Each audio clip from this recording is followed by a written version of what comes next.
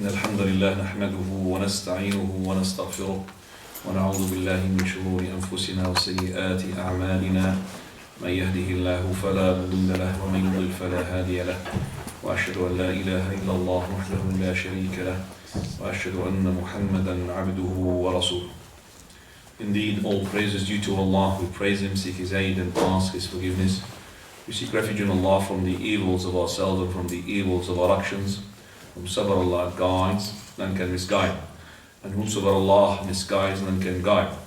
I bear witness that there is none worthy of worship except for Allah alone, having no partner. And I bear witness that Muhammad is a slave and His messenger. Amma ba'd, to proceed, فَإِنَّ أَصْدَقَ الْحَدِيثِ كِتَابُ اللَّهِ.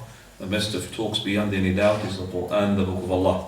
وَأَحْسَنَ الْهَدِي, and the best of guidance beyond any doubt is the guidance of His messenger. Hadi Muhammadin sallallahu alayhi wa sallam, that is, may peace and blessings be upon him.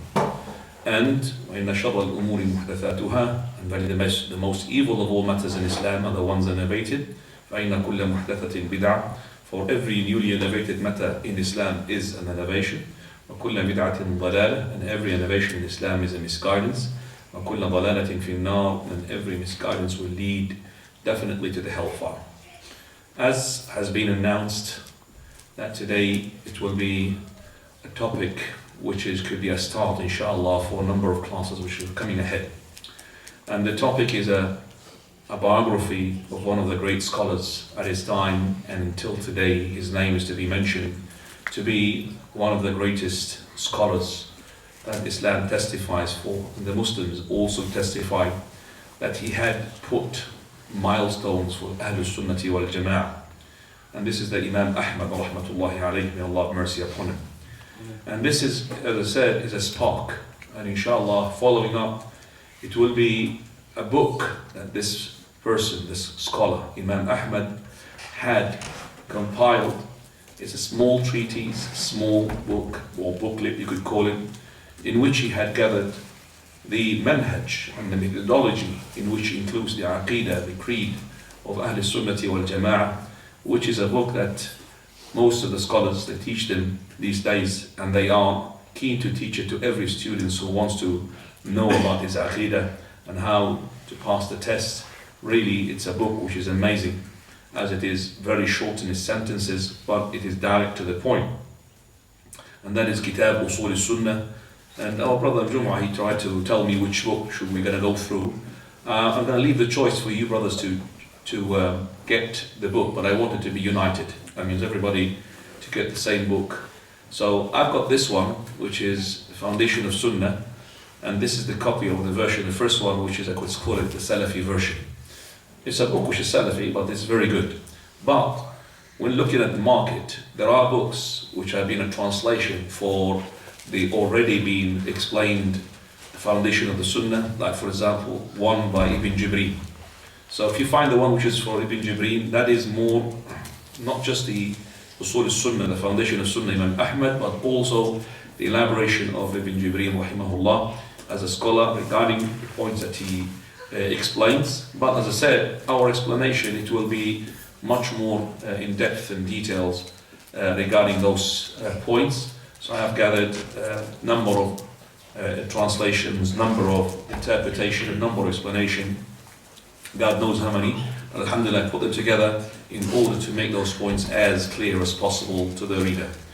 So today we will be starting with the biography of this Imam, and then inshallah at the end of it we will talk about this book and how it has been attributed to the Imam Ahmad. It's important to attribute the book to Imam Ahmad. But before I start talking about this issue, I would like we have to have a commitment.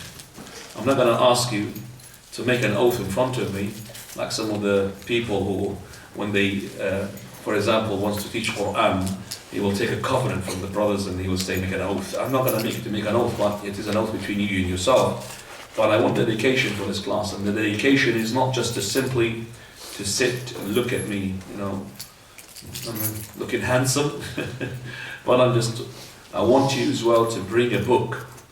And we have learned from our scholars that before we sit down, where is your book that you write in? Where is Aina Daftaruk? So depending upon this, is going to show me that you are not really a proper student of knowledge. So what you need to do is to bring a book in which you write, because you're going to write. And as the Prophet ﷺ, he said, قَيِّدُ الْعِلْمَ بِالْكِتَابِ. That is, write down the knowledge with writing. Or the knowledge is like a hunt. And how do you hunt the animal? With a spear. How do you hunt the knowledge? With a pen. So the pen basically is like a spear, or like the gun that you shoot with the animal in order to hunt. Same thing with the pen. Is the tool that would write down the knowledge. Because if you depend upon this, no, it's going to let you down. Unless you are Imam al-Bukhari, Imam Ahmad, or something else. But there is no replica for these people. They're really amazing. Those Imams and those great Imams. They used to write on whatever they listened to later on. Imam Bukhari, after 6 months, he started writing the hadith that he had heard. And he's got a memory which is Allah subhanahu wa ta'ala provided him with. It's a sound memory that you can't find similar to it. So let's go ahead with a description of the great Imam, Imam Ahmad. And regarding the Imam Ahmad, before I start, regardless of what I'm going to say, is not going to be touching on Imam Ahmad biography. Really, Imam Ahmad biography, you want to read about it, there are books called Manaqib al-Imam Ahmad, the excellencies and the virtues of Imam Ahmad. There are big biography books that would include Imam Ahmad. When it comes to Imam Ahmad, the ratio of the pages of describing Imam Ahmad to the ratio of the pages describing other scholars, it will be incomparable. You can't compare it, because it comes to Imam Ahmad, there are pages after pages after pages. When it talks about another scholar, it will not be the similar number of pages, because Imam Ahmad has said, when we mention Imam Ahmad, we say Imam Ahmad. You've heard Imam Ahmad. But you must have heard Abu Hanifa said, Shafi'i had said, but you never said Ahmad said, Imam Ahmad. It's always Imam stuck to the word Ahmad, because of what we're going to be talking about. So he's being called the Imam, even though he's one of the 4 Imams. But it's a number of times we hear also say, Abu Hanifa had said, Shafi'i, and scholars they say that as well.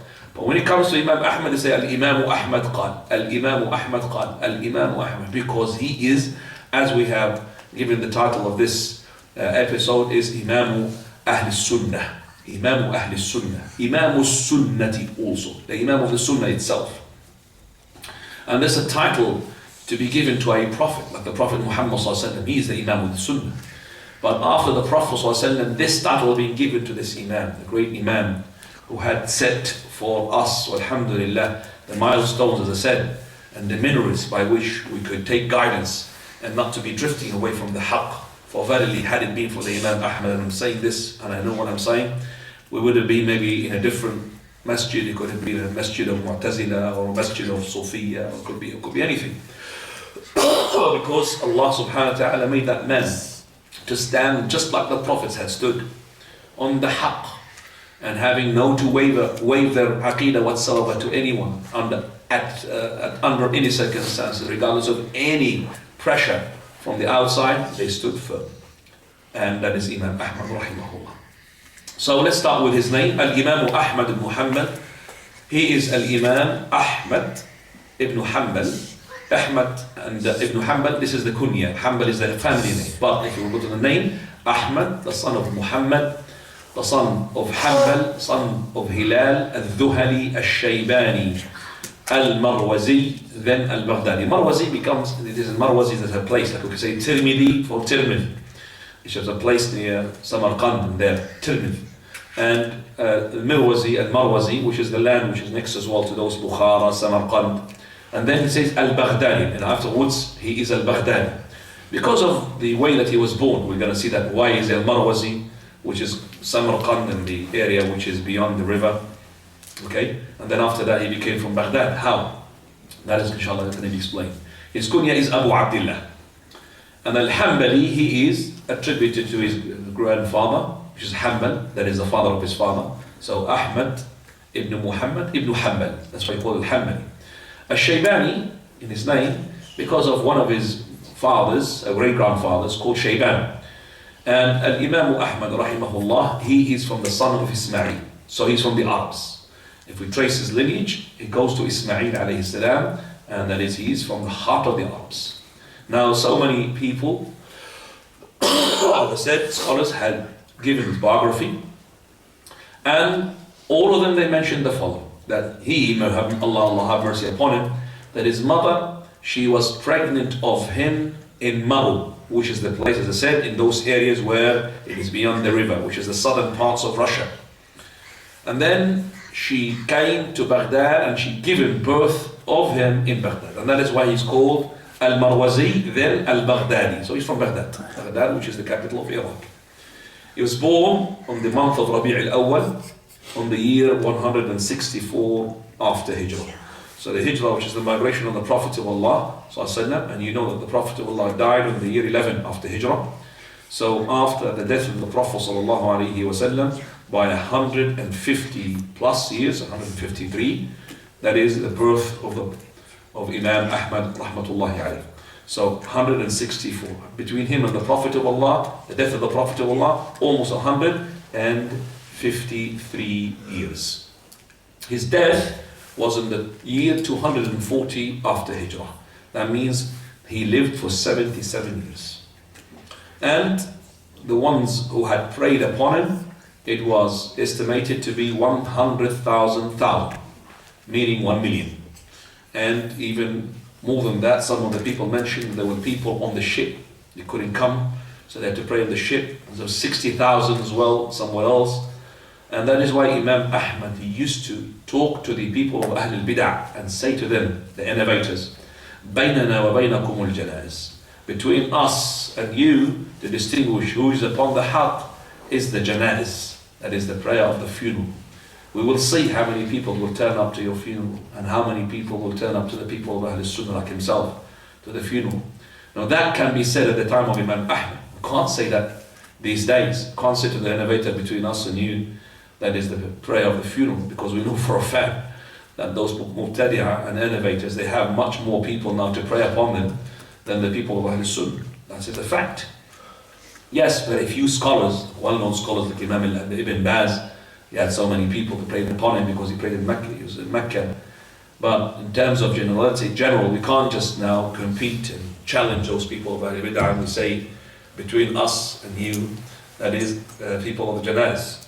One of those people who are, وَالْعِيَاذُ بِاللَّهِ, being shown as a da'iyah, but he's not a da'iyah, he's a person who had put the da'wah behind for 100 years actually. He's from the Arabs.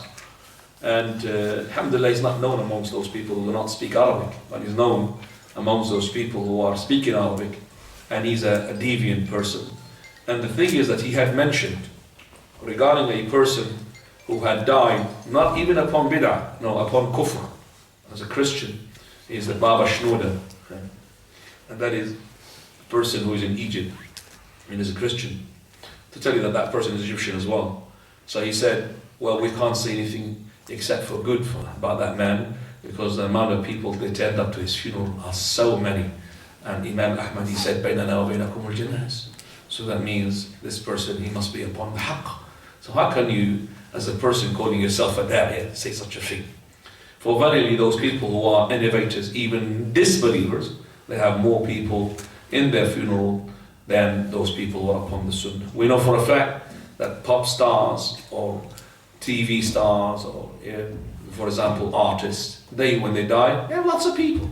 But who are these lots of people? Are they from the people who are religious people? Unfortunately not. So they are from the normal people, they come and pray upon them. So anyway, Imam Ahmad, he had almost 1 million plus praying upon him. Imam Ahmad, the father of his Imam Ahmad, he was the wali. Wali means the mayor of a place called Sarkhas, which is in that area, in the area that I mentioned, the southern of Russia. And he is from the, as well, Abna' al-Da'wah al-Abbasiyya. He's called from the Abbasi era. And he died in the year 179. Makes it, that is, when Imam Ahmad, he was 15 years old. His father was only 30 years old. So when Imam Ahmad's father died, he was only 30, and Imam Ahmad himself, he was 15. So he wasn't, he finished his puberty. So he was raised in Baghdad, and his mother looked after him. And from the childhood, she saw that he is a person who is distinguished with his cleverness. And the ones who are showing the biography of Imam Ahmad, they tell us that he was so eager and keen to take the ilm al-hadith, the knowledge of hadith, which is the most difficult knowledge amongst the knowledge of religion. And he used to come to the masajid very early, until even his mother, she was really scared on him.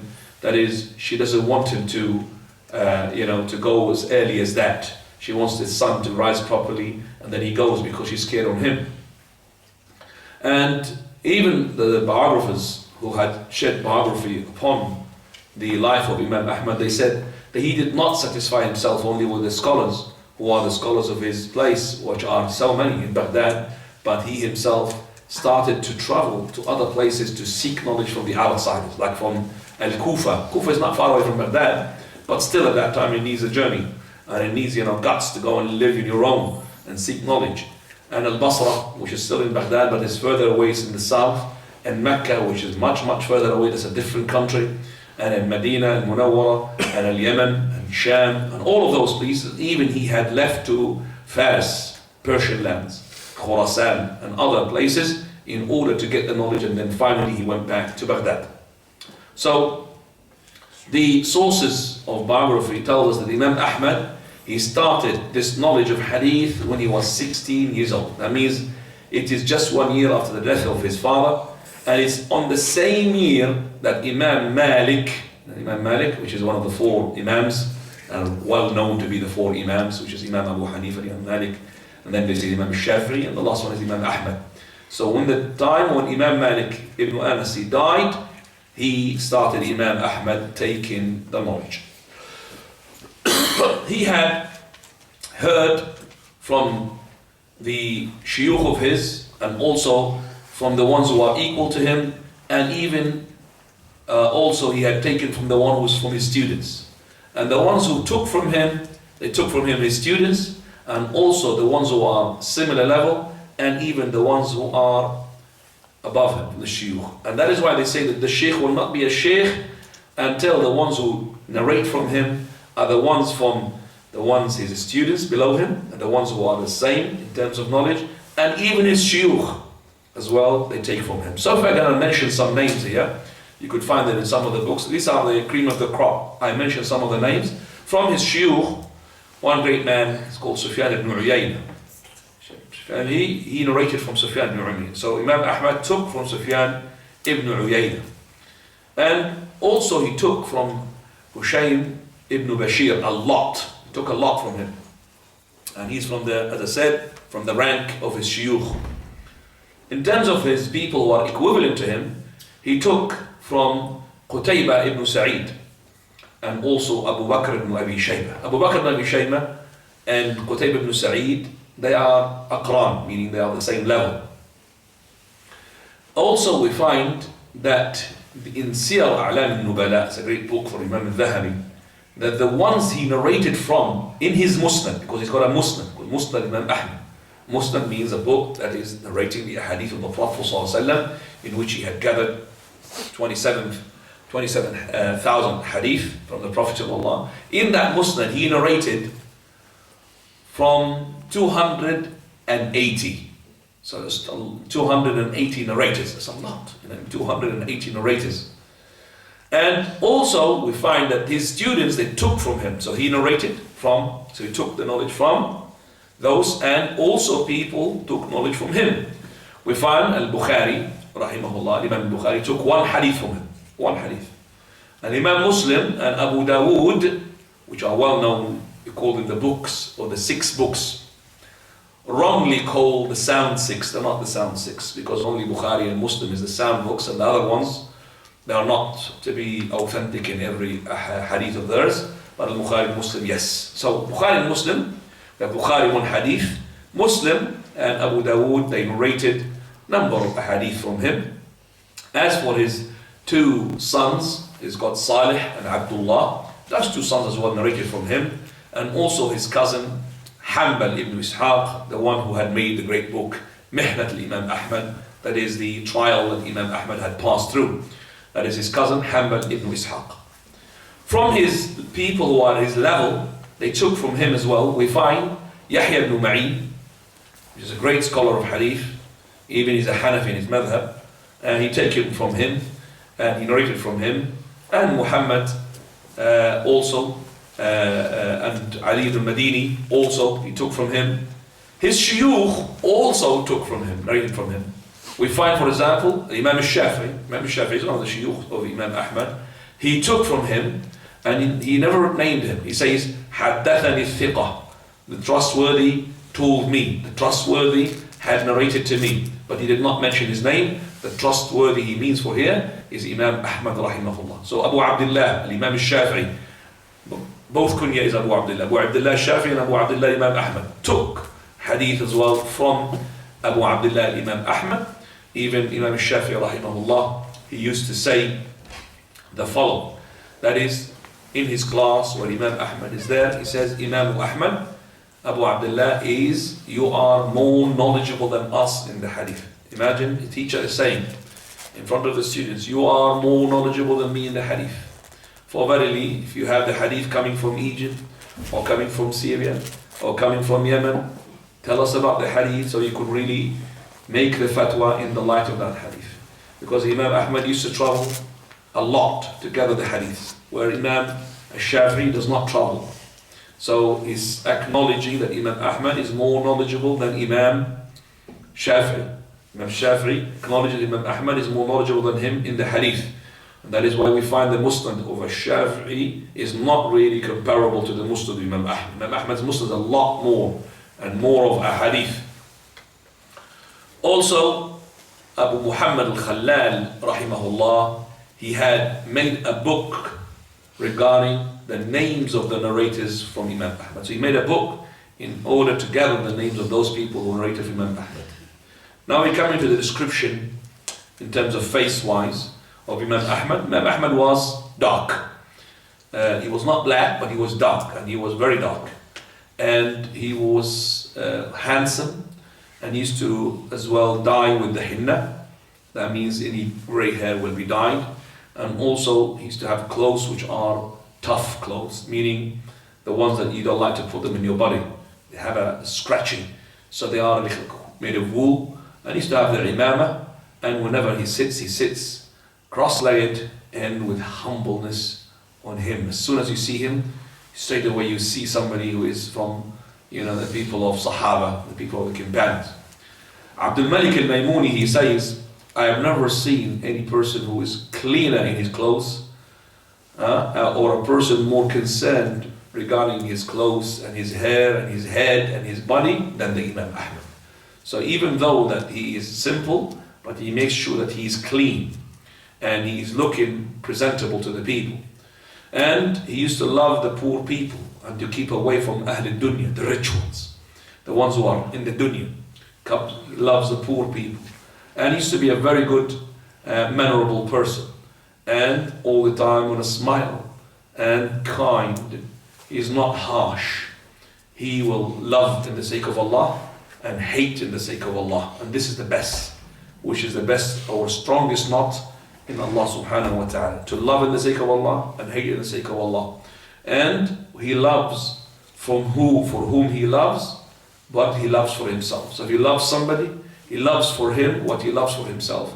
And he hates for him what he hates for himself. In terms of Allah's inviolable things, he will not tolerate. That means he will establish what is haqq and keep away what is from his batil. So if there is something which is wrong, he will say it regardless. And he is a person who's good neighbors for the neighbors as well. And if he's been harmed, he will tolerate and he will bear it.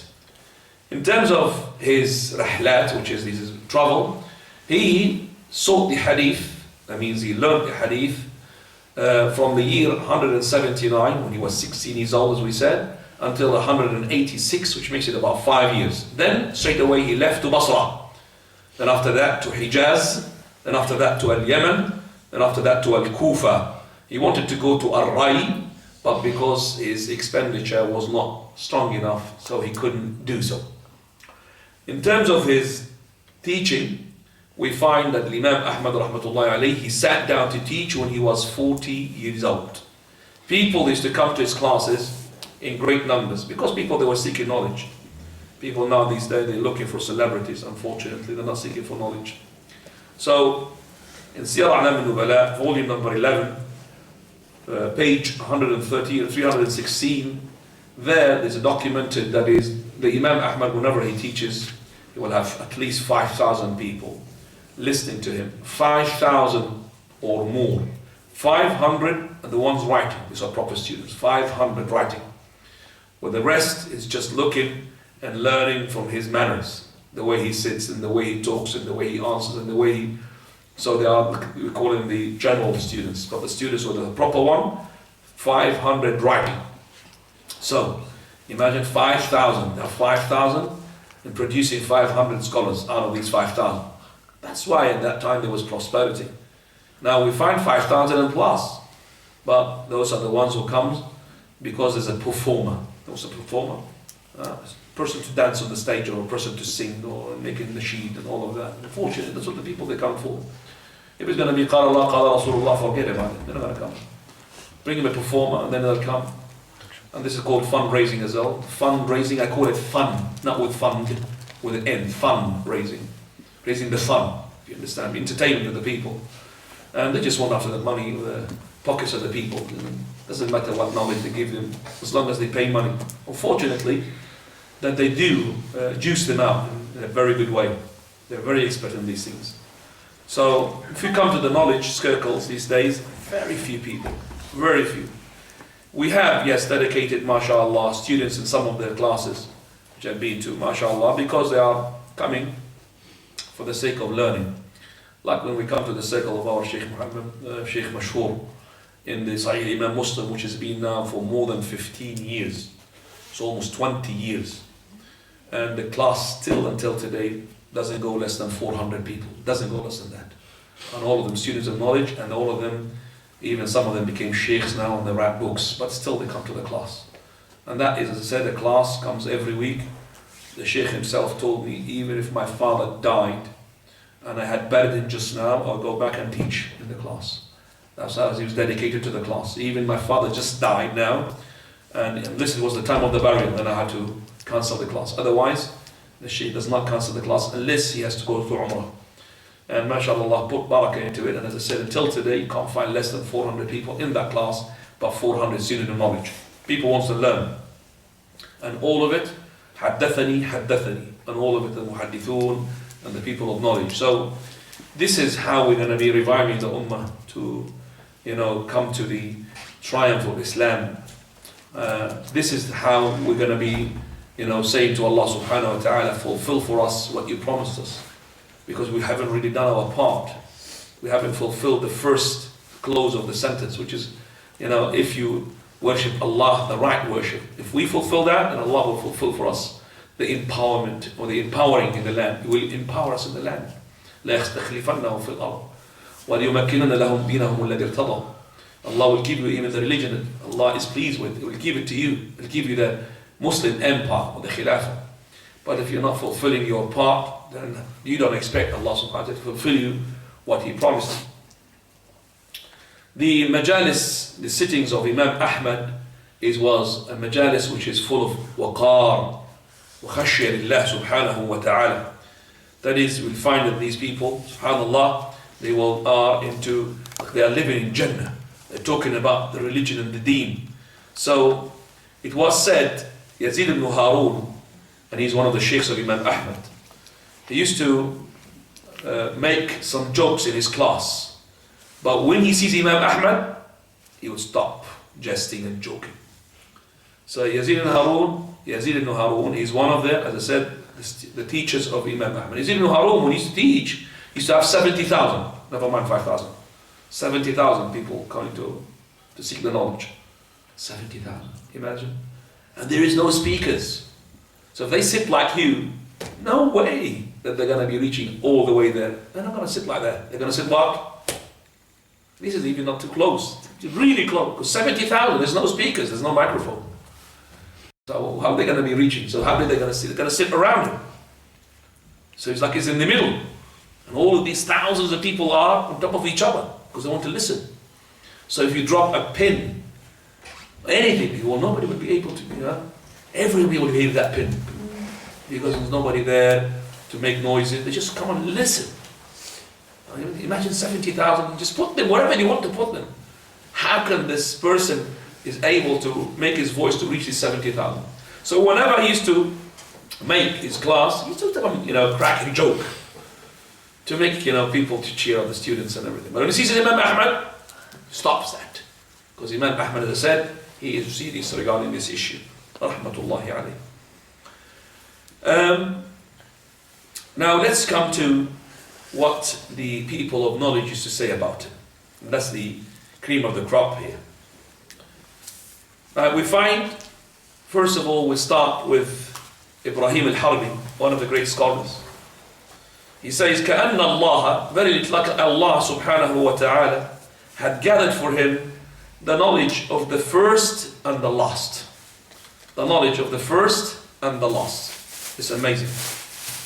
Allah subhanahu wa ta'ala, it looks like he gathered for him the knowledge of the first and the last. That means ilm al-awwali wal-akhiri.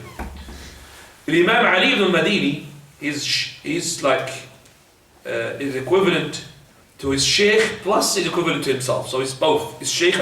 So he says, and they call him the Sheikh of Imam Ahmad, Ali ibn al-Madini, and Sheikh al-Shafi'i, and also he is the Sheikh of Shafi'i, and Sheikh al-Bukhari, because all of them live in the same. Shafi'i was the Sheikh of Imam Ahmad, and also was the Sheikh of Imam Bukhari. Imam Ahmad was the Sheikh of Imam al-Bukhari. Ali ibn al-Madini, the Sheikh of all of them, but he's all the time, and also he finds himself less than Imam Ahmad, even as his Sheikh. He says, I have taken Imam Ahmad between me and my Lord as to be the Hujjah. And Imam Ahmad, if he gives me a fatwa, I don't look at any other fatwa. And I don't really worry when I meet my Lord subhanahu wa ta'ala, because I got the fatwa of Imam Ahmad. Ahmad is our master. Allah subhanahu wa ta'ala had preserved Ahmad, and he is today the Hujjah, the proof against his creation. Allah subhanahu wa ta'ala, he says, Ali al-Madini, that is, had given triumph to this religion through two men, and there is no third.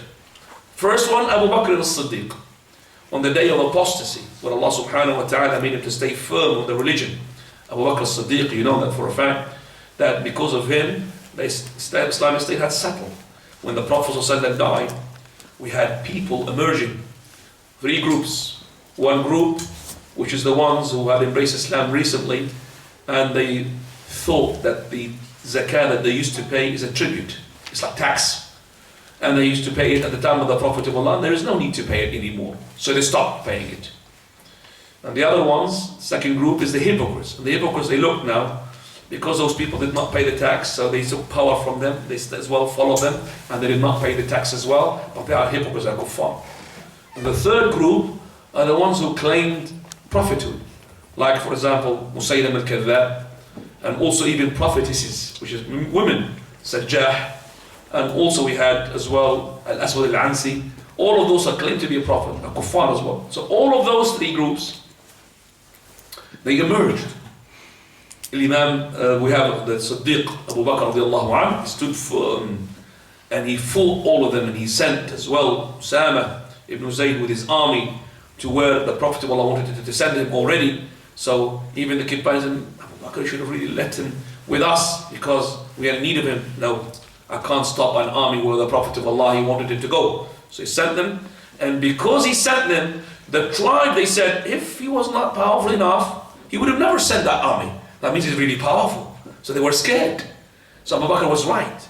And he took a firm position to fight those people, even those who are Muslims, but stop the zakah. He said, verily, even if they stopped something like as little as the tether that is of a camel, the tether of a camel, they used to give it to the Prophet of Allah, I will still fight them to bring it to me. And then even Umar, he started to argue with Abu Bakr, how can you fight people who say La ilaha illallah? And he said that those words to him, and Umar, he said, verily, I knew that Allah had opened the chest of Abu Bakr to this haqq, so I knew it was the haqq, so I followed him. Had it been for Abu Bakr, we don't know if we're going to be Muslims or not. And then he says the second man, Imam Ahmad, on the day of the trial. What is the trial? That is the trial we're going to be talking about, inshallah. The trial, al-mihna, on the test. He stood firm. For verily, then he said, no one after the Prophet of Allah had done what regarding Islam, what Imam Ahmad had done. They said to him, Ya Abu al-Hasan, even Abu Bakr, Abu al-Hasan, which is the kunya of Ali ibn al-Madini. He said, even Abu Bakr, he said, even Abu Bakr. He's done more than Abu Bakr, Imam Ahmad. He said, because Abu Bakr radiallahu anhu, he had helpers. He had Umar al-Khattab, he had Uthman, he had Ali, all these companions around him. Imam Ahmad was on his own. Nobody, just on his own. He had to fight all of those on his own. And that is why at the time of the Mihna, nobody stood firm except for 4. One of them Imam Ahmad, the rest 3 were killed. So he's on his own. And that is why they say that he stood just like the Prophet sallallahu alayhi wa alihi wa sallam. Hilal ibn al-Ala al-Riqi, he says, rahimahullah, that Allah subhanahu wa ta'ala had given to this ummah 4 people. This is from the favors that Allah had bestowed upon this ummah. And they were great men in that time. Imam Ahmad, he stood firm in their trial. And had it been for him, people would be disbelievers. Shafi'i, this is the second man, who had understanding in the hadith of the Prophet of Allah. Understanding, that means fiqh, the interpretation of the hadith of the Prophet of Allah. And Yahya ibn Ma'in, who is from the, as I said, Hanafi madhab, but he's stopped the liars to introduce lies in the hadith of the Prophet ﷺ. Abu Ubaid, the 4th man, Al-Qasim ibn Sallam, he interpreted the strange words in the hadith of the Prophet ﷺ. Otherwise, lots of people will make a lot of mistakes. Other people will be perished. We have Qutaybah, rahimahullah. This Qutaybah, he says, Mata Sufyan al-Thawri. Sufyan al-Thawri is a great imam, he died. And scrupulence, which is wara', scrupulence died with him. Shafi'i died, and Sunnah died with him. Imam Ahmad died, and the bid'ah started to come out. Ahmad, rahimahullah, he says, he had stood just like the Prophet stood. So he's exactly like the Prophet Muhammad against those disbelievers. Qutaybah and Abu Hatim, even they said, if you see the man loves Imam Ahmad, then know that he's upon the Sunnah. That means, if he did not live, like he doesn't love Imam Ahmad, he's from the Ahlul Bid'ah. Al-Imam Ishaq ibn Rahaway, rahimahullah, he says, Al-Imam Ahmad, he is the established hujjah, the proof between Allah subhanahu wa ta'ala and his slaves on his land. That means Allah on the day of resurrection, he would say to the people, didn't they say, send Imam Ahmad to you? Imam Ahmad. Because he's the one who stood firm regarding the Mihna, which we'll be talking about. Imam Shafi'i says, I left Baghdad and I left no one more pious, nor scrupulous, more knowledgeable, more faqih than Imam Ahmad rahmatullahi alayhi. Ahmad ibn Sa'id al-Darimi, well-known person for his Sunnah al-Darimi, he says, I've never seen a person who's got black hair and more hafiz to the hadith of the Prophet of Allah and more knowledgeable than the meaning of the hadith than Imam Abi Abdullah Ahmad ibn Hanbal rahimahullah. Abu Dawood, great man of the Sunnah, he says the majalis, the sittings of Imam Ahmad was majalis akhirah. He's talking about the hereafter. So it looks like you are in Jannah, as I said. And nothing of the dunya will be mentioned. I never heard him mentioning the dunya, Imam Ahmad. Imam al-Dhahabi, he says to Imam Ahmad, the knowledge of the Sunnah had reached, whether it is implication, implementation, or in the knowledge of it. In terms of the hadith, in terms of the fiqh, he was ahead of it. In asceticism is zuhud. In his wara', scrupulence, and his ibadah, and his truthfulness, Imam Ahmad rahimahullah. Abu Ubaid, he says, Wallahi, I am getting more religious by mentioning Imam Ahmad's name. I have never seen more knowledgeable than him in the Sunnah. If he was at the time of Imam Sufyan al-Thawri, he would be better. If he was at the time such and such, it would be better. Rahmatullahi ala al-Imam Ahmad rahmatan wasi'ah. He is, as I said, Yaqub al-Fasawi, he said, I have taken from 1,000 Sheikh. I have never taken any of them to be my hujjah that I have learned except for Imam Ahmad, between me and Allah. Imam Ahmad rahmatullahi alayh. So he is an imam from all directions, in everything. He is Imam Ahl Sunnati Haqqa. He was a sign in his, I would say he's like a miracle in terms of his power of memorization. Abu Zur'a rahmatullahi alayh, he said to the son of Imam Ahmad, verily your father used to memorize 1 million hadith. He said alf. There's no one word million in Arabic. Say alf. Alf means 1 million. If you multiply 1,000 by 1,000, you get 6 zeros. He said, your father, he knows 1 million hadith. He said to him, the son of Imam Ahmad. So he said to him, how did you know? Abu Zur'a is a great Imam. How did you know? He said, I have studied that with him. Subhanallah. He studied those 1 million with Imam Ahmad. He said, I studied that with him. He mentioned the hadith to me. And this is what the Imam al-Dhahabi had said regarding, subhanallah, Imam Ahmad, rahmatullahi alayh. Imam Ahmad, he said to his son, bring me the book of Waqi'. If you wish, I will narrate for you the matan, means the narration itself. And you will mention the isnad. Or if you wish, you mention the narrators, so and so from so and so, and I will narrate for you the matan. Which one do we want? Shall I mention for you the narrators? Or shall I mention for you the hadith itself? That's how memory sound he was. Rahmatullahi alayh. Now, as for his warning against Ahl Bid'ah, he was so severe against Ahl Bid'ah. If we're going to mention how many words Imam Ahmad said, Imam Ahmad is to warn against Ahl Bid'ah. And if we look at the people of Ahl Sunnah, as we're going to come to it inshallah in his book, who had said regarding the Bid'ah, you will be amazed. You will say, what we are doing here? We are really very soft against the innovators. You know, one of them, he said, I would be rather to be next to the monkeys and the pigs rather than to be next to Ahl Bid'ah. Huh? Pigs and monkeys next to me. Pigs and monkeys better than to have Ahl Bid'ah. So if we say, oh God, really? Yeah, it is really.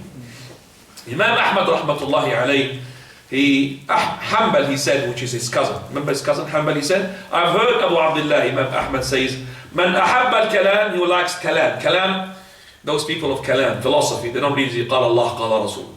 They will say, Qala such and such, and they will start using philosophy. Ahlul kalam, they call it. He who loves the kalam, he will never be successful. Because their ending matter, they will end up to confusion. They don't know what they say, they don't know what they are adopting, they don't know what they are believing in. And that is true. Ahlul kalam, they don't know. Like Ahlul Mu'tazila and those people, for example, who follow the Mu'tazila in some of their concepts, like HT, Hizb al-Tahrir. They're people, for example, they're puzzled. They don't know what they do. They're just slogans or words, they repeat them and brainwash themselves with it. So he said, alaykum bis sunnati wal hadith. Hold on to the sunnah, the hadith. Don't indulge into debating and talking and mirah and jidal and argumentation. For verily the people that we have lived to see, Imam Ahmad is saying, which is the people from the era before him, he said, they don't know this kalam, because this kalam ends with no good. Abu Hamid Ahmad al-Nusahl al-Isfarayini, who's a great scholar, he said, I've heard Imam Ahmad said, he said, when he was asked, who should we write from in Kufa? He said, alaykum bi Hanbal wa Waqi', and he mentioned names of scholars to take from them. Hanbal, الزهد للكنات, which is a well-known book. Waqi', well-known book. A well-known person. He's as well a student of Imam Shafi'i. And he had a cool number of scholars. And he said, don't write from the people of Ahl al-Innovation, from the people of innovation, from the people of Bid'ah. For verily, whether it's lot or little, don't take from them. Take from Ahl Sunnah. Now we're coming to the Mihna. The Mihna, which is the trial. This is the Mihna, Imam Ahmad, rahmatullahi alayh. Imam Ahmad, just like the other scholars from Ahl Sunnah, they say, Iman is qawlun wa amal. We're going to talk about that inshallah in our book. Iman is actions and sayings. Yazidu wa yanqus, that is, it goes up and goes down. It does not really stay the same. It goes up with the obedience to Allah, and it goes down with the disobedience. And Al-Quran, the Quran, which is the book of Allah, is the words of Allah. From Him it started, and to Him it will return. Until Allah subhanahu wa ta'ala will lift that Quran from not just the books and the chests of the people. There will be nothing in the chests of the people from that Quran. So it's from Him He started, and Him will return. And the Mu'tazila, those are the ones who say Al-Quran makhluq. Quran makhluq means the book of Allah.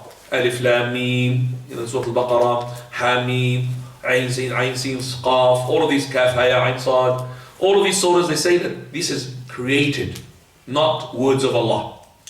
And the Mu'tazila is saying this because they said if Allah said it, it entails for them that Allah's got teeth and He's got a tongue and He's got the uvulus at the back, and got lots of things. This is what it entails for them. So because of that, they say no. Allah's got nothing of that, and this is created. But when you deny the attributes of Allah, you're going to end up worshipping nothing. Do you understand? Worshipping nothing, nothing. Something that's got no description, it's nothing. So from the Mu'tazila creed, that they don't believe, for example, Allah subhanahu wa ta'ala is above or below, or is on the right, or is on the left, or is inside the world, or is outside the world, or is connected or disconnected. So Imam al-Qayyim, he said, you cannot come up with a better description to nothingness than this. You cannot come up to a better definition to nothingness. What is nothingness? Inexisting person. What is it? He's not right, he's not on the left, not above, not down, not front, not back, not outside the universe, not inside the universe, not linked to the universe, not dislinked to the universe. That's inexistent. Adam, call it, inexistent, something which is not really existing. That's the better or the best definition for that. So that is why they said, those people, they have lost their Lord. They don't know where their Lord is. Where is their Lord? They lost their God. So from those people who are Mu'tazila, those Mu'tazila, they deny the attributes of Allah. When they say that the words of Allah is created, it means that Allah creates His own attributes. So we're going to end up, Allah creates Himself. Did you understand that?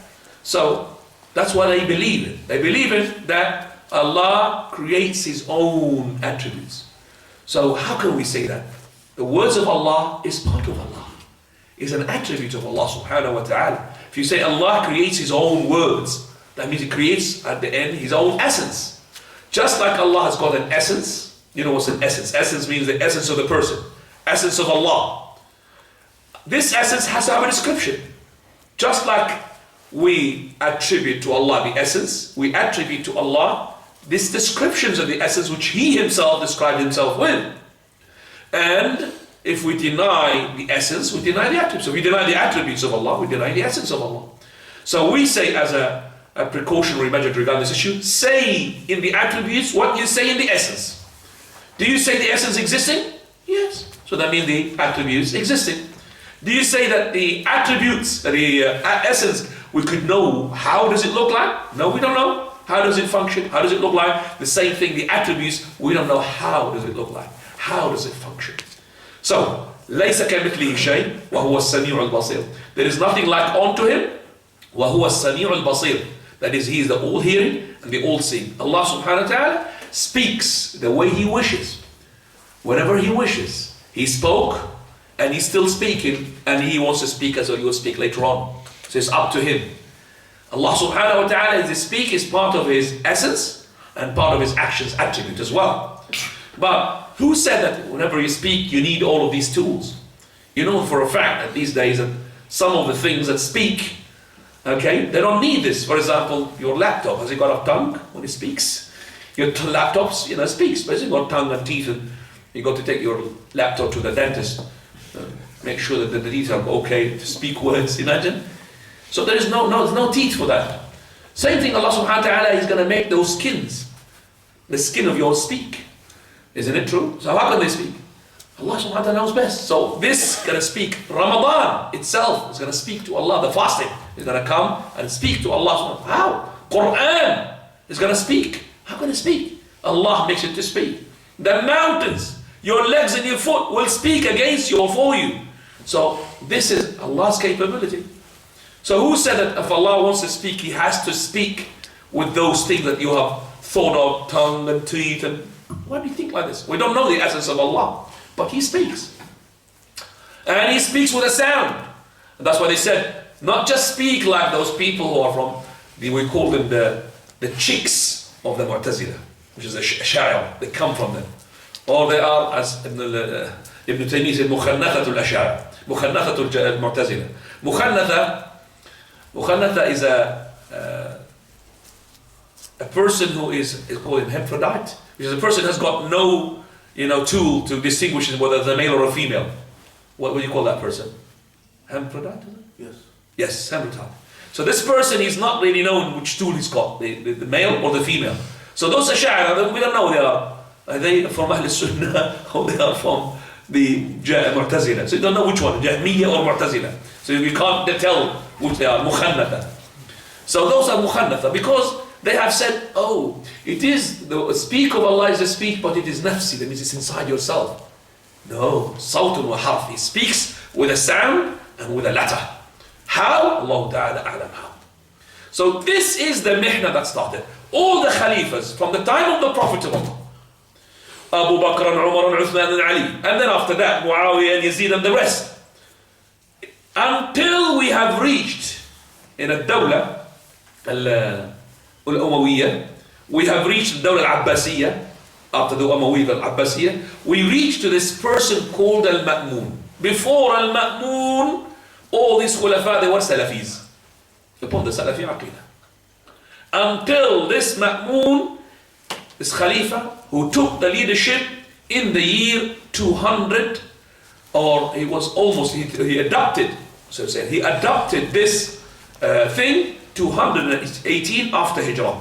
So 218 years before that, people are upon the Salafiyah. They only know the Salafi Aqidah. From Imam Abu Hanifa, Imam Malik, Imam Shafi'i, Imam Ahmad. But the last stage of Imam Ahmad, the middle stage you could say, middle stage of Imam Ahmad, that's when they were tested in the year 218. Remember, when was he born? Imam Ahmad, we said. When was he born? 100 and? 154. And 100? 164. 64, very good. 164. From 164 to 218 makes it what? 18 plus 36 years. That is 44 years. Yes? 54. When Imam Ahmad was 54 years, this thing had started. So he's a bit old. He's a bit old. Just older than me. Imam Ahmad, that's when the fitna started. This is where Imam al-Ma'mun, the Khalifa, he started now adopting what the Mu'tazila said. And he is al-Khalifa number 7 from the Dawla al-Abbasiyah.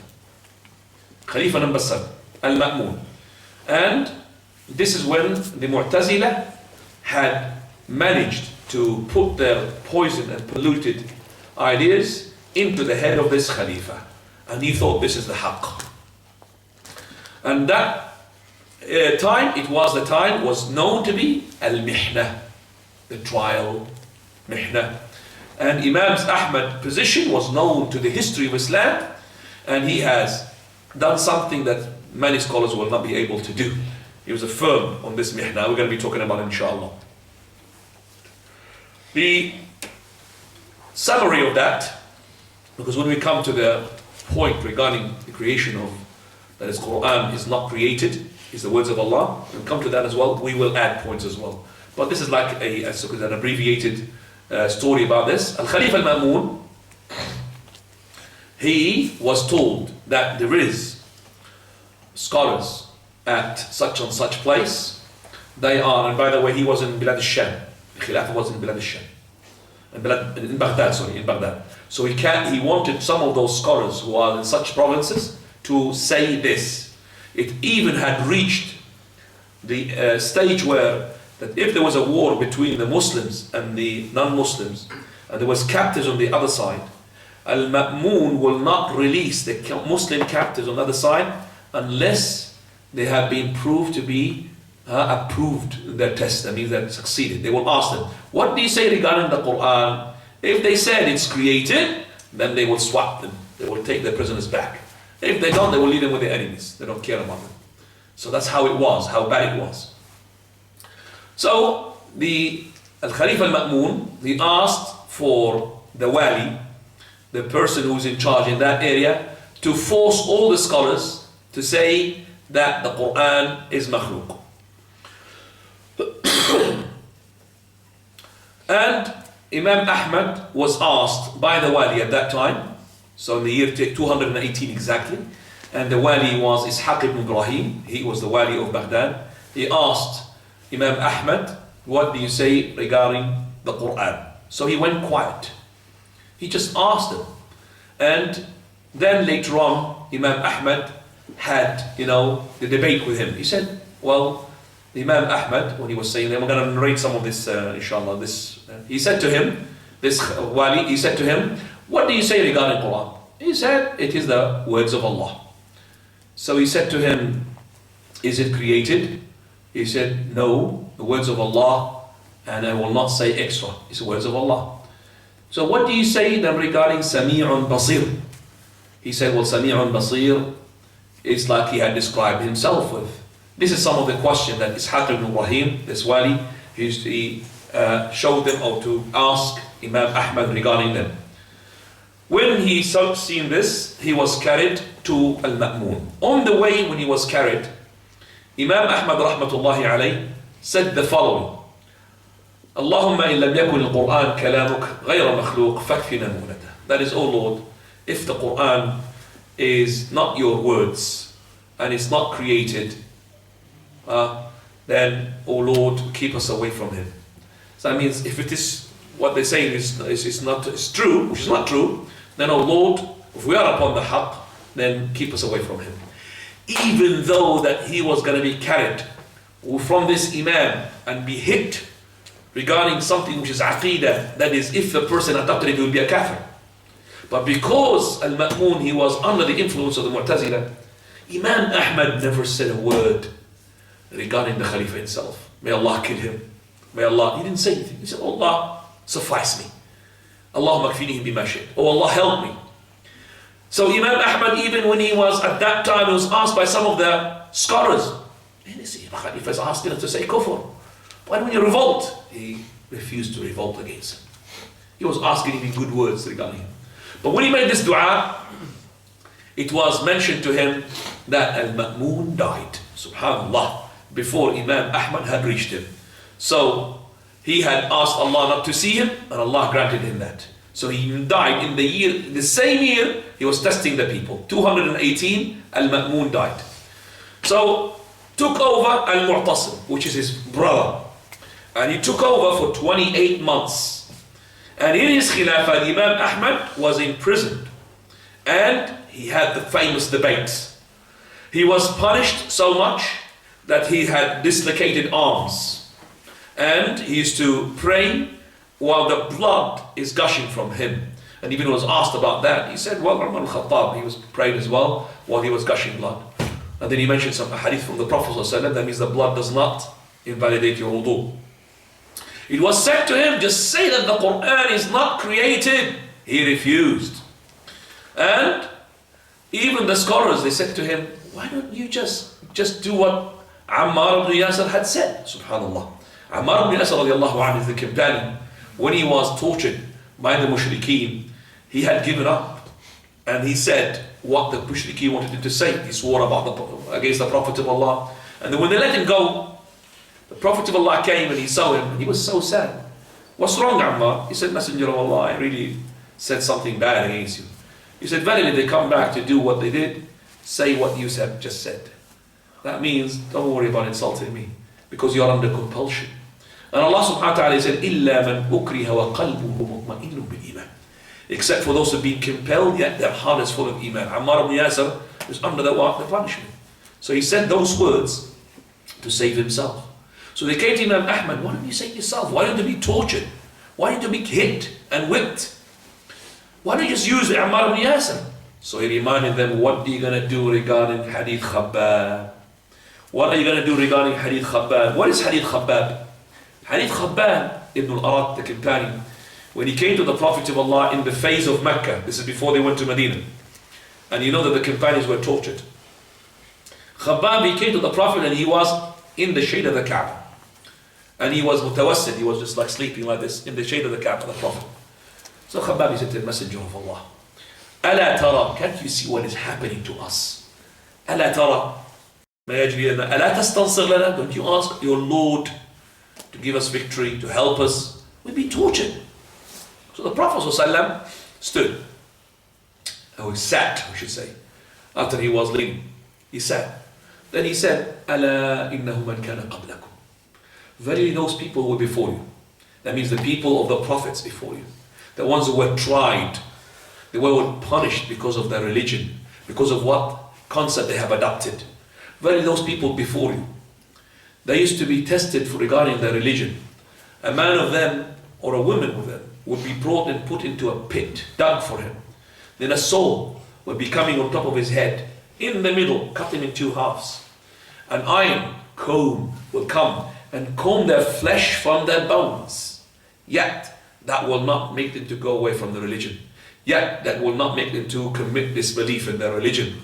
For verily Allah, and by Allah, He will complete this religion and make it to overwhelm and overpower and empower the land until the rider will ride from such and such place to such and such place, fearing no one except for Allah subhanahu wa ta'ala, and fearing the wolf against his sheep. Meaning that you are going to be empowered in the land. Then he said the word, وَلَكِنَّكُمْ تَسْتَعْجِلُونَ. But you are hastening the matter. You are hastening the issue. You have to be patient.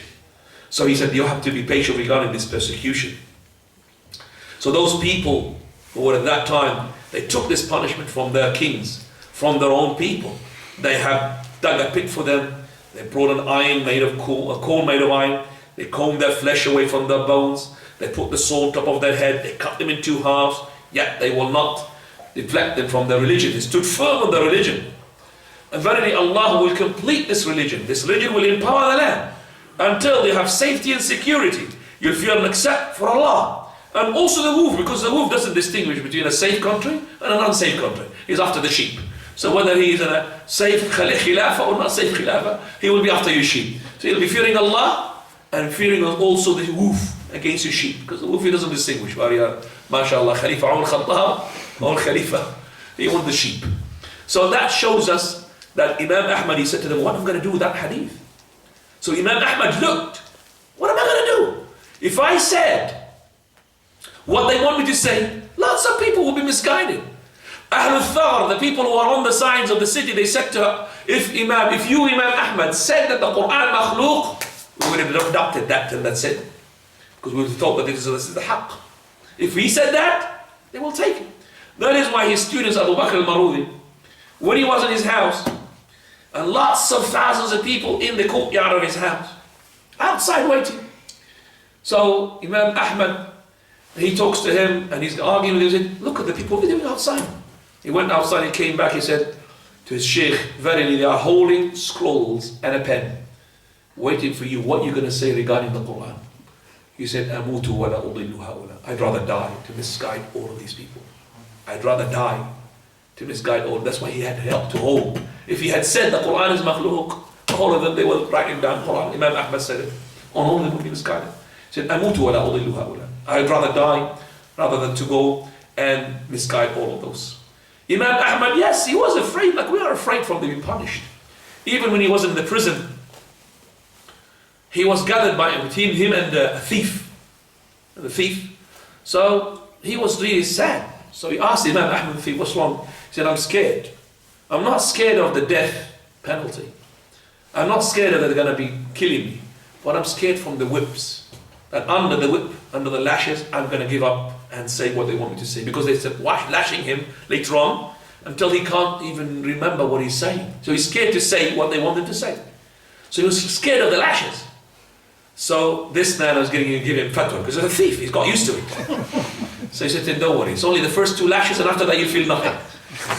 And that was the case, actually. The first two lashes, and then after that, his body becomes numbed. He doesn't feel anything. So he had learned from this thief how to tackle those lashes. Rahimahullah. So, anyway, the Imam, the Khalifa al-Mu'tasim, he took over for 28 months. He had punished him so much. And then, as I said, then after that, he died, al-Mu'tasim. And then who took over? That is his, as well, the brother al-Wathiq. Al-Wathiq took over from al-Mu'tasim and he continued on the same thing, meaning the torture, and also he continued as well testing the people on the Quran is makhluk. Mu'tasim, he got him out of the prison, in the history says, because he was scared that he's going to die as a person, as a hero for the people. But he asked for the people to keep away from him. But the Khatt al-Quran stayed until the year 227. That's the year when al-Mu'tasim died. And then al-Wathiq, he had taken over. 230, al-Wathiq died.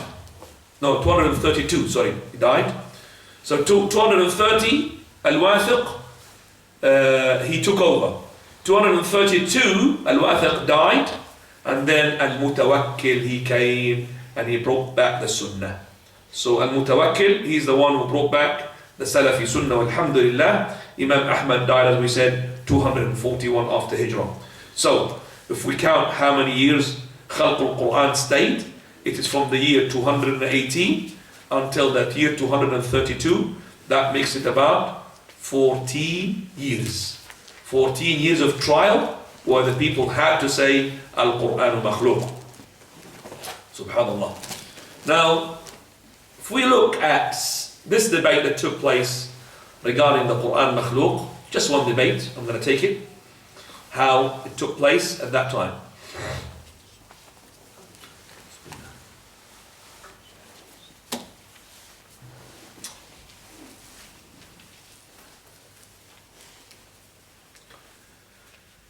When the Mu'tasim, he brought him from the prison, and Imam Ahmad is saying, I could not walk because of those shackles in my foot.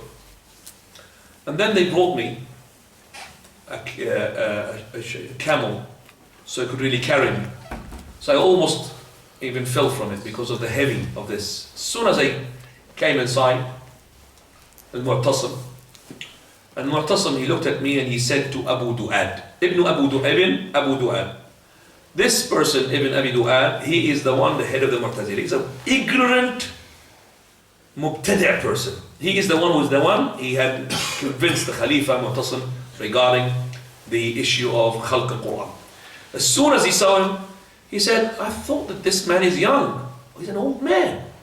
So we're talking about now, he's about 60 years old plus, Imam Ahmad. So when he said, I got closer to Al-Mu'tasim, I have said, Salamu alaykum ya Amir al-Mu'mineen. Say to him, peace be upon you, you are the leader of the believers. And they got me closer and closer and closer to him. He said to him, then, O leader of the believers, I'm calling to what your cousin, the Prophet of Allah, is to call to. Because Al-Mu'tasim belongs to the family of the Hashemites. Your cousin, the Prophet of Allah. That is to Shahadat La ilaha illallah. For verily, I say La ilaha illallah. I testify. Then I have mentioned for him, he says, the Hadith ibn Abbas regarding those people from Bani Abdul Qais. That is the Prophet of Allah called them to La ilaha illallah, Muhammadun Rasulullah. Then Ibn Abi Du'ad, he talked with words I didn't understand. Because he doesn't really speak from knowledge anyway. Then Al-Mu'tasim, he said, verily, if you were in the hands of somebody before me, I would not really touch you. But I want you to debate. So he said to him, Abdul Rahman, let him loose. Oh, Imam Ahmad was so happy. He said, Allahu Akbar. Then he said to him, Abdul Rahman, debate with him. So Abdul Rahman, he said to me, what do you say regarding the Quran? So I did not answer him. Because I know we're going to answer him, going to be put me back in the prison again. Al-Mu'tasim, he said, come on, answer him. So I said, okay, what do you say regarding the knowledge? So Abdul Rahman, he went quiet. So I said, Al-Quran is from the knowledge of Allah. And he who says that the knowledge of Allah is created, then he's a kafir. So he went quiet. So they said between each other, oh, leader of the believers, he had made you kafir. And he made us kafir. So he did not look at that. Said Abdul Rahman, Allah was and there was no Quran. So I said, Allah was and there is no knowledge. So they were talking to each other, oh, leader of the believers. So I said, you all leader of the believer, give me something in the book of Allah or the Sunnah of the Prophet of Allah and I will say it. Ibn Abi Du'ad, he said, you only say what Allah had said and the Prophet had said? He said, well, Islam doesn't say anything else. You have to say anything from the book of Allah and the Sunnah of the Prophet. And then a long debate took place. What this argument is, they said, Allah says in Surah Al-Anbiya, مَا يَأْتِهِم مِّن ذِكْرٍ مِّن رَبِّهِمْ مُحْدَثٍ. Whatever it comes from their Lord, the dhikr, it has to be muhdath. Muhdath that has been initiated, being created. And also in Surah Al-Ra'd, Allah says, Allahu khaliqu kulli shay'in. Allah created everything, including the words of Allah, including the Quran. So I replied with that this is general statement. And it is actually, if you look at the verse in Surah Al-Ahqaf, تُدَمِّرُ كُلَّ شَيْءٍ بِأَمْرِ رَبِّهَا. That this one will destroy everything with the command of the Lord. But destroy everything is that including Allah subhanahu wa ta'ala. So that is a general statement, and there is a specification for it. Ibn Abi Du'al, he said, by Allah, all into the believers, he is a mubtada', he is an innovator, and your qudah, your judges and your fuqaha, go and ask them, they will tell you. So he said to them, what do you say? They said exactly what Ibn Abi Du'ad had said. Subhanallah. So they put him back into the prison. They brought him the following day, and they started debating with him, and he debates, and all the time he wins with his hujjah. So when they are quiet, the scholars, then Ibn Abi Du'ad starts, and he was the most ignorant amongst them. But the mujadala, the debate, was in different types of things, and Imam Ahmad comes on the top. As we're going to discuss, as I said, inshallah, when we come to the point of Al-Quran Makhluq. Until at the end, they've given up. When they've given up, they have, what they did is just, they have Imam Al-Mu'tasim, he just put him in the prison and isolated him totally. And then later on, because he was scared for him to die, he brought him out and he said to the people not to approach him. Then he died, and in the year 230, Al-Wathiq came and took over, and the same thing had happened. 232 he died for 2 years.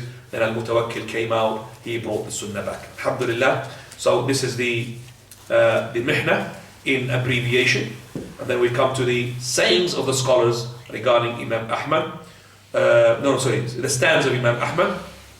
We say that after we have discussed some of those events that took place in the Mihna, we say that Imam's Ahmad position regarding Ahl al-Bid'ah, he had made lots of debates from all these Mu'tazila regarding the seeing of Allah subhanahu wa ta'ala, that we're going to be seeing Allah Azza wa Jalla on the day of resurrection, and regarding so many attributes of the Allah subhanahu wa ta'ala.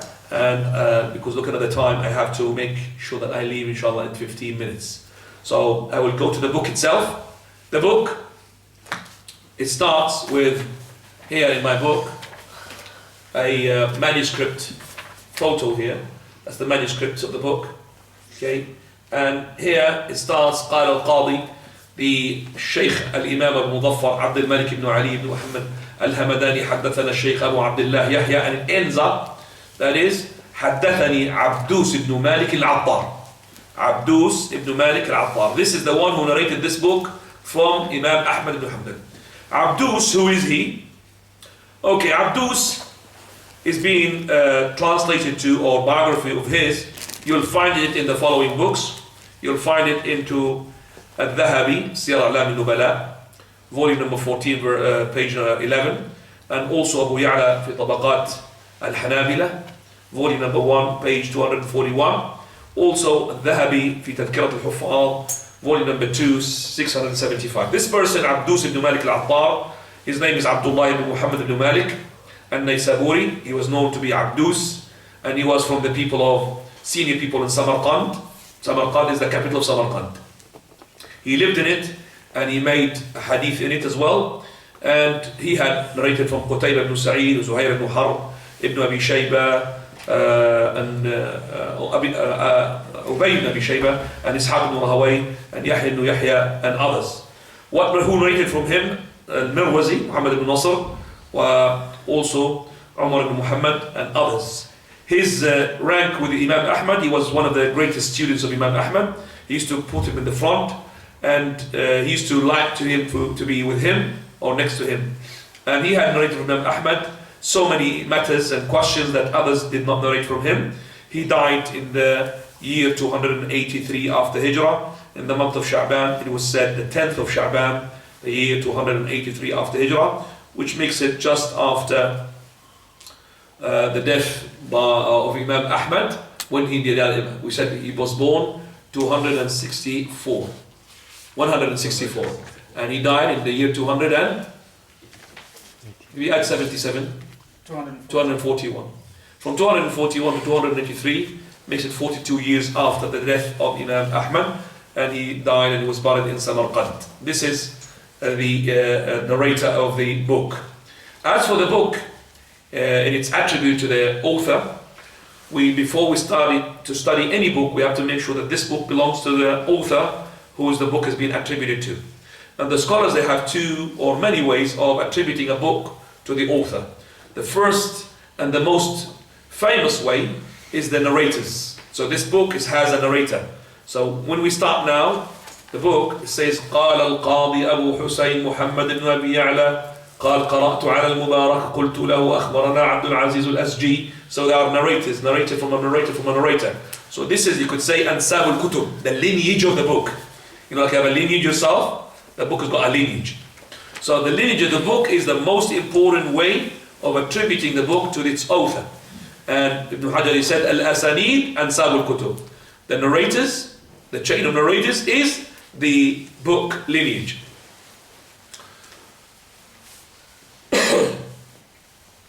Second way is that the scholars, they have taken from that book and they are attributing it to the Imam himself. For example, Sheikh Ibn Taymiyyah in his book Minhaj Sunnah, volume number 1, 526, he narrates number of narrations, and he says from the book, and he says, قال الإمام أحمد في كتابه أصول السنة.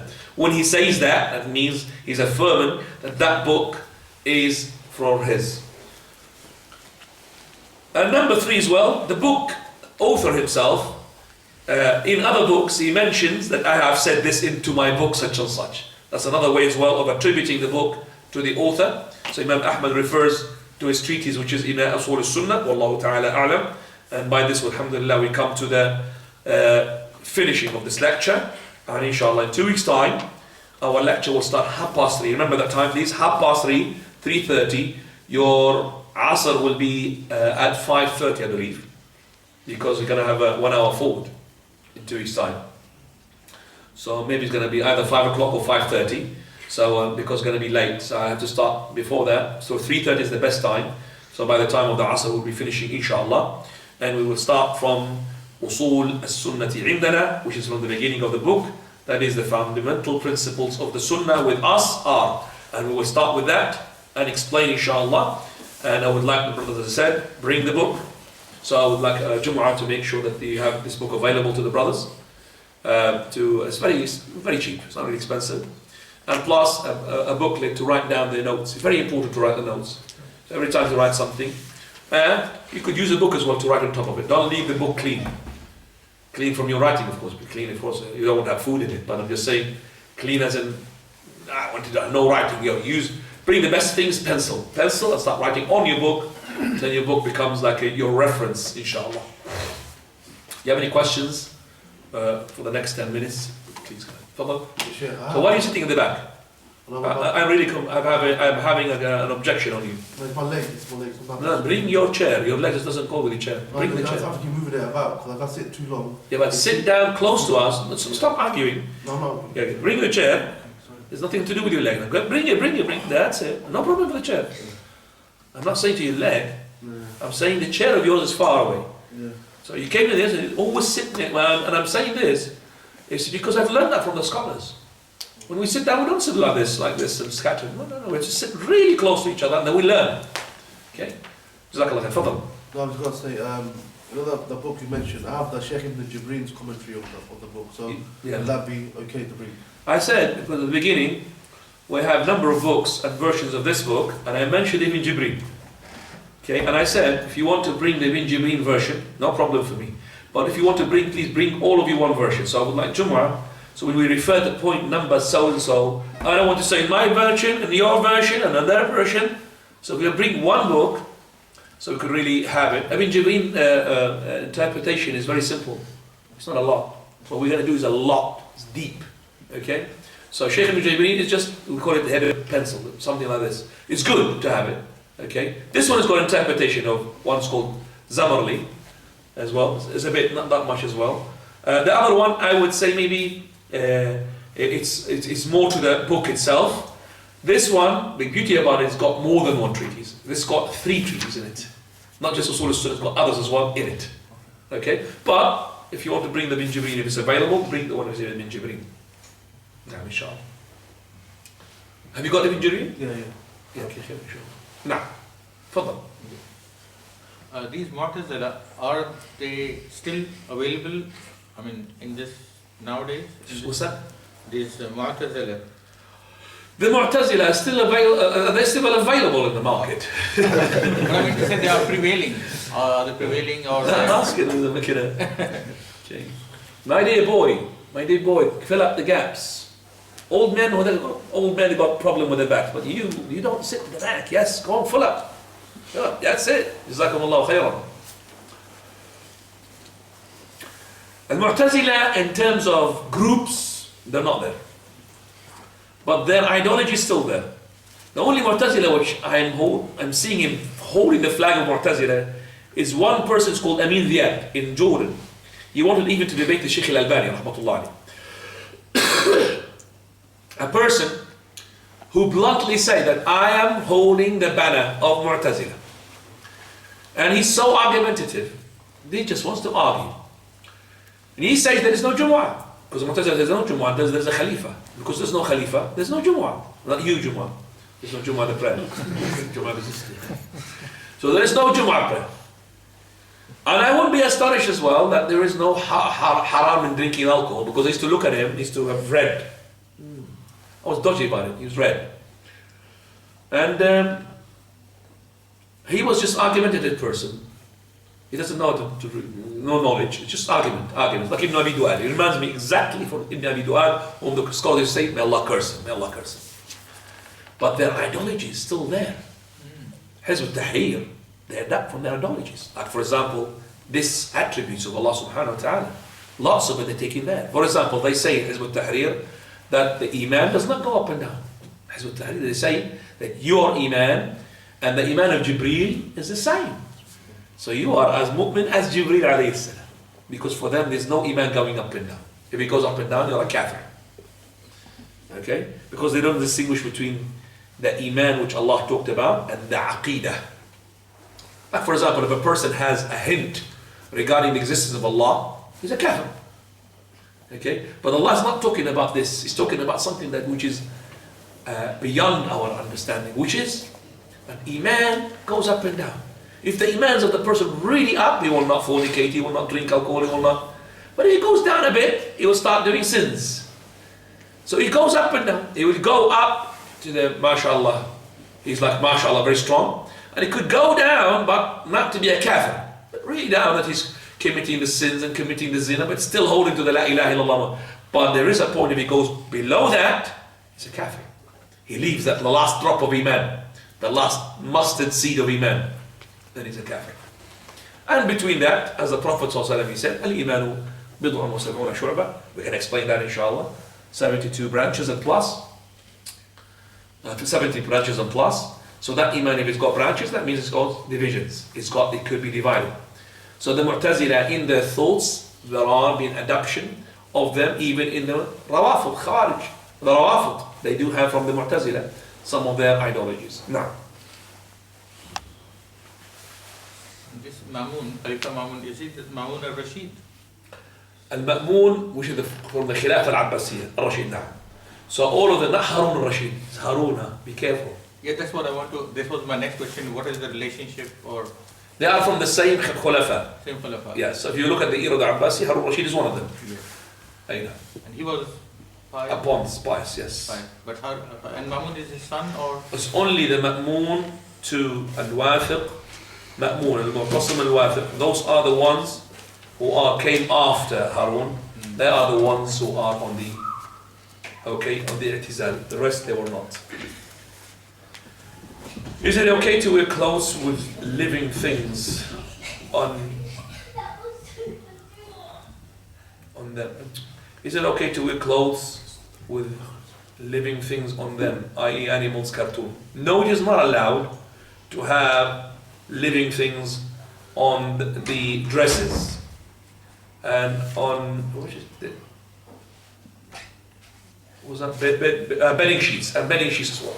So if you buy bedding sheets, don't buy sheets with cartoons and heads of things. You could buy bed sheets for the children with buses, cars. A couple of them they want to draw trees, want to be colorful, for example. But you can't have a picture, and worse, a picture of a creature which doesn't exist. It's made up by the cartoonists. Cartoons are like shaitoons, It's exactly the same thing. Shaitan. Well, they're making a creation that Allah did not create. So they're making an animal where it's got an eye here and eye here. What's that? Or making of an alien. What are they doing? Aliens. How do they know that the aliens look like this? They make them like this, big eyes and big nose, or stretch faces, and subhanallah. Creation of Allah subhanahu wa ta'ala, you can't match it. One of the creation of Allah I have seen has been sent to me and I was amazed. I don't even see it or not. It's a creation of this leaf, which is it's an animal. I couldn't believe that a leaf is an animal. Have you seen that before? A leaf is an animal? Subhanallah. Where is that, in Africa? You seen that? No, I've seen a picture. Okay, I've seen a picture of a video of it. Okay, khair inshallah. Well, this is what been sent to me, and I was really amazed with it. So if I just show it to you, subhanallah.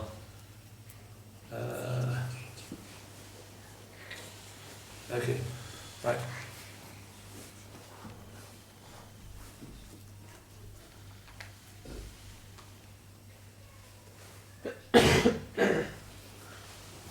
So, okay. This is the one. It's amazing, that one. Creation of subhanallah. You seen that before?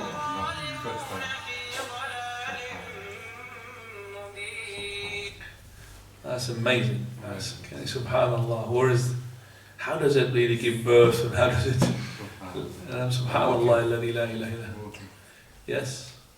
I think she was puzzled because she's been put in a different color. She's supposed to be looking for something similar to it because she's a tree. She's want to hide herself. So when she put in a different background, she's trying to find something which is, to hide from the enemies. SubhanAllah. Amazing. Fadal. You mentioned Imam fought against Ahlul Bidah. So what sort of Bidah started at that time? Which time? At the time of Imam. Which Bidah? Bidah started with the one, as I said, when the Bidah of the Mu'tazila took place. The Mu'tazila from Ahl al-Kalam. And it's not just the Quran al-Makhluq. There are others as well. Imam Ahmad debated regarding the points of seeing Allah subhanahu wa ta'ala on the day of resurrection.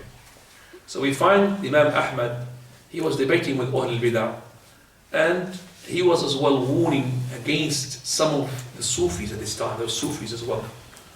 For example, Abu al-Harith al-Muhasibi is one of the great people of Sufism at this time.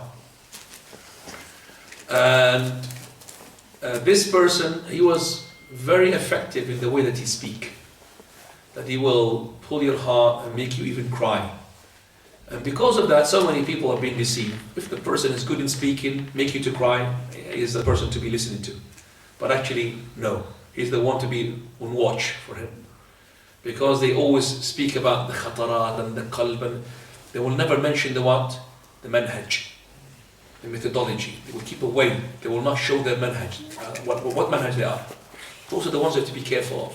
And there are lots of them these days on the platform, on the market.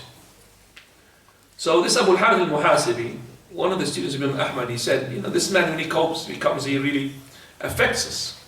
I want to ask, is he okay or is he not? Imam Ahmad didn't have enough information to build his idea, what is he.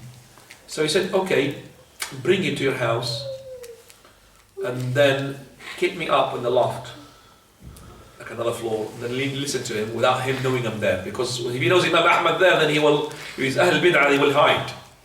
Always Ahl Bid'ah, they will hide their Bid'ah once they see a scholar of knowledge.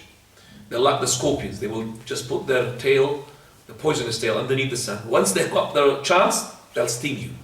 And once you're stung with the poison, it's very hard to get rid of that poison. He'll be following his Ahl Bid'ah. So Al-Muharrith al-Muhasibi, he came from very early time. He didn't say a single word. He had some people with him, the followers, the muridin.